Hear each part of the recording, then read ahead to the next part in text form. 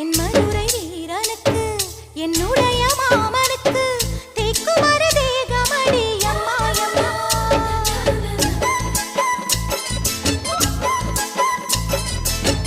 மாமன் பெற்ற பெண்ணுனக்கு மையெழுதும் கண் எதுக்கு என்னை வந்து கொல்லுதடி அம்மா அம்மா.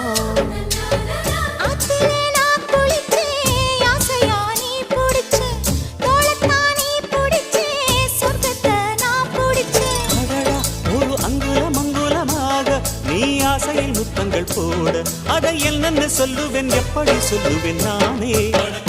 சந்தனமே குங்குமமே நில்லடியோ இனி